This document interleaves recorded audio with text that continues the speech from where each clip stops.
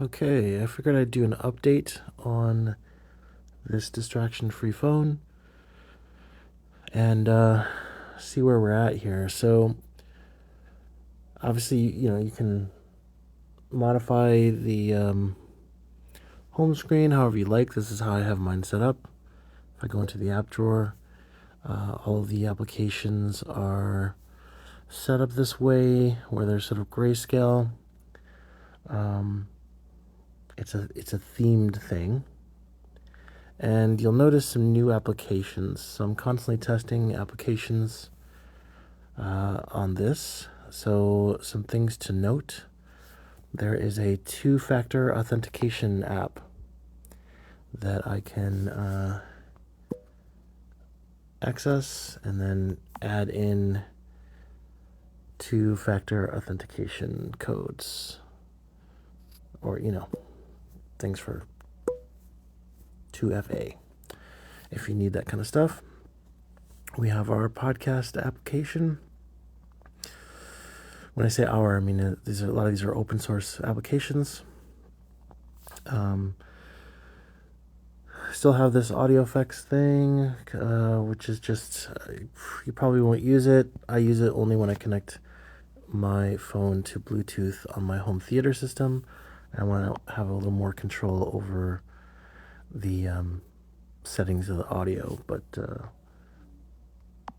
when I'm using the phone, the audio quality is so great, I don't need to use that. I have a calculator, a calendar. The big thing about this is that I've installed now, or I've added this DAVX application, and so you can see, like, I have this set up for syncing my calendar, and you can sync other things with this, I believe. So the important part is, let's just do it like real quick. So yeah, you can sync your calendar now using this application. So it's a great little syncing application. My so my calendar events that are on my account for business sync to the phone like you would expect, or however you have your calendar set up, you can now sync with that, which is really nice. Let's got our calendar, camera, clock.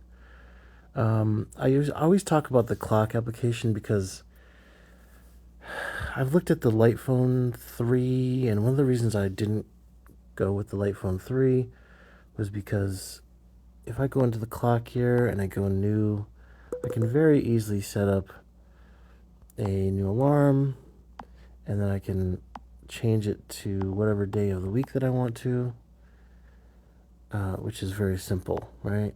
I'm going to delete that. With that Light Phone, you can only set an alarm daily. Like, you can't set one alarm for the weekdays and then a separate one for the weekends. It's quite annoying, that kind of thing. So I got quite frustrated with like the slow development time with just like basic stuff like that. So part of the reason I sort of went all in on creating my own custom app OS based on a bunch of open source projects. So what else? I got our full-fledged files application, which is nice, so that you can use this phone like a hard drive, basically. And then to pair with that, we have this beautiful app called PairDrop that essentially you go onto a computer, you go to a web browser, and you go to this URL at the top, and then as long as it's connected to the same Wi-Fi network, then you can transfer files from the computer to the phone, or vice versa, which has been really, really useful. So very easy to use. Another great open source application there. We have our GPT mobile, so we do have the ability to have text chats with services like OpenAI's ChatGPT or Grok or um, other large language models. So if you use that type of stuff, it's nice to have.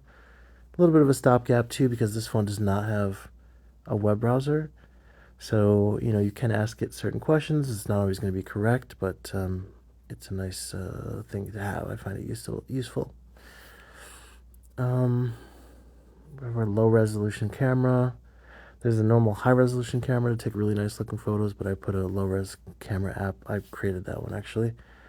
That takes pictures as if it's like a 0.2 megapixel camera or something. Just kind of fun, gimmicky thing. We have our messages application, which is a very easy to use, typical thing. I have two of them at the moment because I'm just testing different ones, but those both work fine. More apps is the application I've created in order to download some of these third-party open source applications. So you just go in here, you look for what you need, and you click on them and download them and install them. So yeah, pretty simple, straightforward. So that's where a lot of these applications are coming from. A music player. It's an offline music player. This is not using Spotify or any of those services, but you just use this phone has a USB-C port, so you can either plug in a hard drive, transfer music from the hard drive, or you can transfer, like use a USB-C cable, connect it to your computer, transfer over MP3s that way, or you can use the PairDrop application as well, whatever's easiest for you. I find that really nice. So I've found myself just like listening to music. Like some nights I'll just like sit down and put some music on. It's very much like an old school iPod experience in terms of the music that you have on here is what you can listen to. And there's something I think that's really charming and wonderful about that. My Media application is an app I've created to organize my Blu-ray or like physical media movies. I recommend physical media. So this home screen just shows like 4 random ones. If I hit home again, it just refreshes and shows me 4 random movies that I have. And so that I can just, get an idea of maybe what I want to watch, or I can search for movies. I'm trying to think of a movie that's, I don't know, just use this Jurassic example. And I do not have Jurassic Park, so I've added that to my wish list, but if I get it, I can add it to my collection. Or if someone, recommends a movie, like, hey, you should watch Jurassic World, I'm just using it as an example, then I could add it to my wish list or collection. Or if I wanted to recommend somebody a movie, I could click the share button, and it copies an IMDb link that I can then text to them of like, hey, we should watch this movie or something like that. Then I have a wish list, and my collection is the last one. So I can, search through these as well, and it's just a nice thing to have. So I'm really happy with that. This app, I find it very useful. What else we got? Mine is a wonderful books application. So these are like books that are in the public domain. And so you can go in here and download these books. Personally, I have an offline e-ink reader that I use. But you could easily go here, pick a book, download, and then we can start reading. And let's just go to chapter 1. And then now we're reading The Great Gatsby. So it's a nice thing to have if you want to use that. It certainly is It's there if you like. Notes application, Open Reads is a really wonderful application where you can keep track of your physical books. So you can scan in use the camera app to scan the barcode on your books, and it adds it to your collection, and you can keep track of like which books you're reading there. Uh, Organic Maps is a wonderful maps application that includes GPS navigation, so we have that. So this is like the distraction-free phone without like going crazy because you don't have things like two-factor authentication or a usable maps application and messaging that works well. We got a paint application, some document readers in case you need to read like a PDF document, something like that. The phone, there's a QR scanner, so that what it does is it shows you the URL and allows you to save the URL. It's not going to open up a web browser to go to whatever the QR code is trying to go to, but at least it allows you to save that for later. So if you get to your computer later on, you can use that, or you could send that the address to a friend or something like that. If you really need to access a web browser, it's kind of a nice to have thing in my opinion. We have the study music application. You just go in here and basically this is going to be updated, but you just pick a video and you can start listening to some study music. You can go into full screen if you want to, or just go back into click on study music on the bottom and get you back over to this big list here. I think I might make it a little bit more where it's like as soon as you open it up, it'll start playing something randomly, but we'll see how that goes. Quite happy with that too. I talked about the pair job thing. Account sync is there. It's just not really doing much at the moment. But the idea is that in order to use some of the things like the study music and the My Media for organizing your movies, and I can't remember which other thing.